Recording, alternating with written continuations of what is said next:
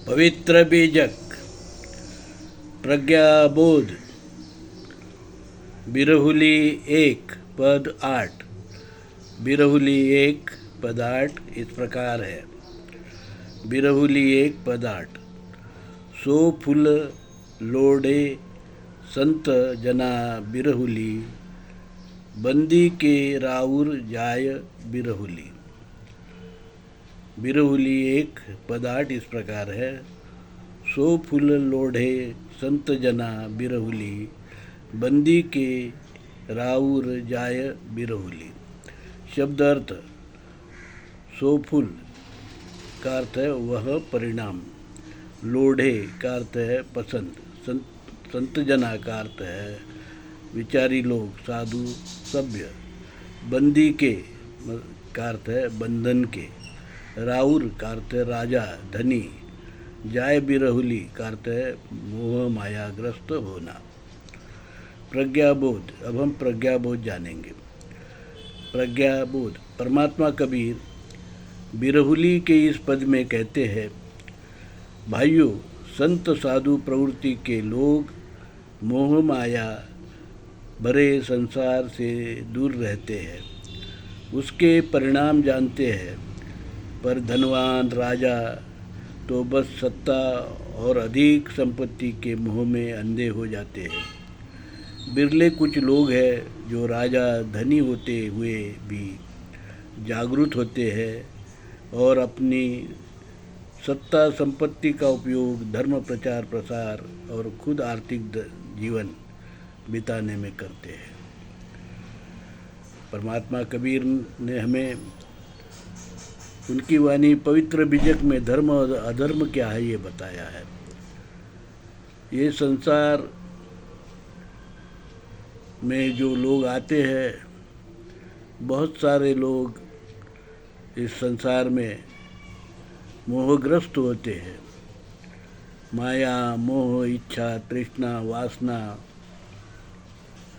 वगैरह विकार जो है उससे उनका जीवन भर जाता है और अधिक मोह माया वासना इच्छा तृष्णा के कारण गलत काम करते हैं। संत वही हैं जो इन विकारों से दूर रहते हैं, इनके परिणाम जानते हैं, क्योंकि जैसे हम कार्य करते हैं वैसे ही उसके परिणाम आगे जाकर हमें भुगतना पड़ता है। अच्छे कार्य करेंगे तो उसके अच्छे परिणाम मिलते हैं और बुरे कार्य करेंगे तो उसके बुरे परिणाम या फल जो है अवश्य मिलता है, चाहे तुरंत मिले, बाद में मिले, कालांतर में मिले या फिर आपके जो प्रियजन हैं उनको मिले। और न किसी को परिणाम जो है उसके परिणाम, इस संसार में परिणाम कार्य कारण भाव और परिणाम से यह संसार का चक्र चलते रहता है। वही लोग इस भवचक्र से बाहर हो सकते हैं जो कबीर ने बताया हुआ धर्म का अवलंबन करते हैं। कबीर साहब ने 14वीं-15वीं शताब्दी में मूल भारतीय हिंदू धर्म की पुनर्स्थापना की, जो सिंधु हिंदू संस्कृति के पूर्व से चला आ रहा धर्म है। सनातन, पुरातन, आद्य आदिवासी लोक धर्म, मूल भारतीय लोगों का धर्म, हिंदू लोगों का धर्म, हिंदुस्तानी लोगों का धर्म, विश्व का पहला धर्म जो शील, सदाचार, भाईचारा, विश्व बंधुत्व पर आधारित है, जिसने इन शील और सदाचार के कारण ही नागरिक अधिकार क्या होते हैं, नागरिकों ने कैसे अपना जीवन व्यतीत करना चाहिए, यह जो है बात बताई है। गणराज्य की निर्मित हुई है, वो भी मूल भारतीय हिंदू धर्म की शिक्षा के कारण। ऐसा सुंदर धर्म, उत्कृष्ट धर्म कबीर साहब ने फिर से 14वीं-15वीं में पुनर्स्थापित किया, क्योंकि इसके पहले कुछ विदेशी यूरेशियन वैदिक ब्राह्मण धर्मी लोग अपने साथ में यूरेशिया से उनका जो है धर्म, जिसे हम अधर्म कहते हैं, विकृति कहते हैं, वर्ण और जाति, वर्ण और भेद का धर्म लाए थे। ऊंच नीच, भेदाभेद, अस्पृश्यता, विषमता, शोषण का कानून, मनुस्मृति उन्होंने जो है लागू करने की चेष्टा की थी।